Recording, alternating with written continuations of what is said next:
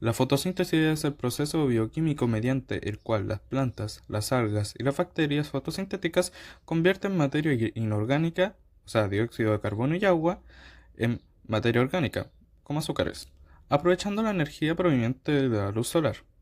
Este es el principal mecanismo de nutrición de todos los organismos autótrofos que poseen clorofila. Como ejemplo de la fotosíntesis tenemos las plantas, las algas, fitoplanctons y bacterias fotosintéticas, y su importancia es debido a la disminución de CO2 que hay en el ambiente para la producción de oxígeno o, como se diría, O2 en el medio ambiente. La clorofila es un pigmento verde que se encuentra en las plantas, algas y algunas bacterias, y que es fundamental para la fotosíntesis. Su función es absorber la luz solar o artificial y transformarla en energía química, que las plantas utilizan para sintetizar compuestos orgánicos. La masa molar de la clorofila es aproximadamente 893,509 gramos mol. El beta-caroteno es un pigmento de color amarillo, naranja o rojo que se encuentra en las frutas y verduras y que el cuerpo lo convierte en vitamina A. El beta-caroteno tiene una masa molar de aproximadamente 536,58 gramos mol. La clorofila es un pigmento verde y es esencial para la fotosíntesis de las plantas, mientras que el beta-caroteno es un pigmento naranja y es un productor de vitaminas para una planta. La clorofila tiene 55 átomos de carbono en su estructura, mientras que el beta-caroteno tiene 40 átomos de carbono en su estructura. Y esto se debe a la estructura y estabilidad, porque la gran cantidad de átomos de carbono en estas moléculas proporciona estabilidad en las moléculas y rigidez en su estructura. Y por función biológica, ya que necesitan una gran superficie para absorber la luz solar y transferir energía. En este experimento se podrá presenciar la fotosíntesis gracias a la vaselina. La vaselina tapará los estomas, que son aberturas reversibles situadas en la epidermis de las plantas, por debajo de la hoja, que permiten el intercambio de gases. El experimento es sencillo. Toma 6 hojas y 3 de ellas cúbrelas en vaselina. Diferéncialas y lo siguiente que tienes que hacer es dejarlas al sol dentro de una bolsa Ziploc con poca cantidad de aire adentro. Con 30 minutos, al estar dando el sol, es suficiente para notar una gran diferencia a cómo estaban en su estado original. En el grupo A están las hojas sin alterar, mientras que en el grupo B están las hojas cubiertas de vaselina. Están en igualdad de condiciones bajo al sol. También hay que tener en cuenta los factores externos e internos con las variables independientes, que tenemos la temperatura, ya que uno no la puede controlar en sí. Actualmente hacen 34 grados Celsius o 93,2 grados Fahrenheit. Como variable dependiente tenemos la cantidad de gases que uno puede presenciar gracias a la vaselina dentro de la bolsa Ziploc. Y como variable controlada tenemos la vaselina, ya que es un factor externo que modifica el procedimiento natural. Cabe aclarar que las hojas, independientes de su grupo, están bajo las mismas condiciones al estar expuestas al sol, pero no las mismas al estar cubiertas con vaselina o no. Como se puede evidenciar, en el lado A, donde están las hojas sin vaselina, hay una mayor cantidad de vapor de agua que sobresalta en la bolsa.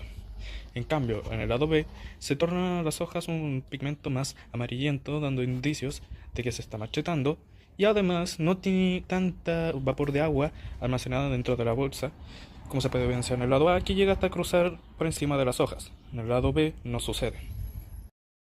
La fase lumínica es la primera fase de la fotosíntesis. Esta depende directamente de la luz para obtener energía química. Consiste en la disociación de moléculas de agua para formar oxígeno e hidrógeno. Esta fase ocurre en los tilacoides, dentro del cloroplasto. En la fase oscura se utiliza la energía obtenida en la fase anterior para reducir dióxido de carbono y otras sustancias, y asimilar bioelementos, como carbono, hidrógeno y azufre, con el objetivo de sintetizar glucosa, aminoácidos y más sustancias. Esta fase ocurre en el estroma, dentro del cloroplasto. Produce 4H más 4E más O2. El agua se descompone en protones, H, electrones, E y oxígeno molecular, O2. ADP más P produce ATP. ADP, adenosina difosfato, se fosforila a ATP utilizando la energía generada por el paso de electrones a través de la cadena de transporte de electrones. NADP más 2E más 2H produce NADPH más H. Los electrones liberados por la fotólisis del agua son usados para reducir el NADP a NADPH que será utilizado en la fase oscura.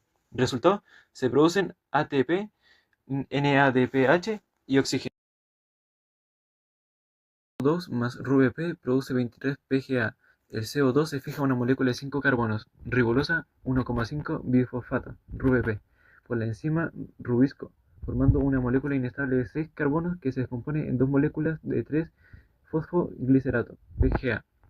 El ATP y el NADPH de la fase clara son usados para reducir el 3-PGA a G3P. 3-PGA más ATP más NADPH produce G3P más ADP más NADP. Parte del G3P se utiliza para regenerar RuBP, permitiendo que el ciclo continúe. G3P produce RuBP. Resultado, por cada 3 moléculas de CO2 fijadas, se produce una molécula de gliceraldehído 3-fosfato, G3P, que puede ser utilizada para formar glucosa y otros carbohidratos.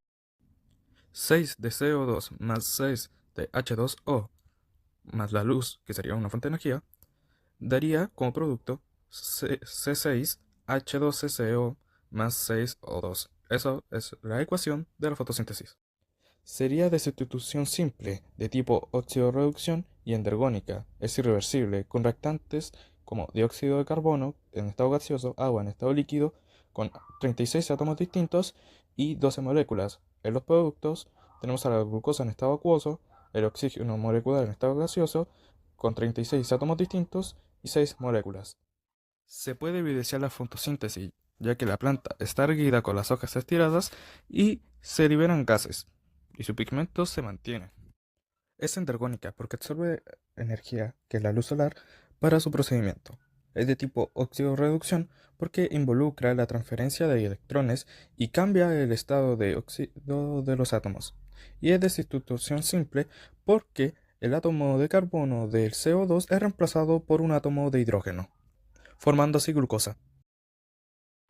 Se puede concluir que la fotosíntesis es un proceso muy importante para las plantas, porque permite su alimentación y también muy importante en general, pues permite la emisión de oxígeno molecular a la atmósfera, una sustancia clave para la vida.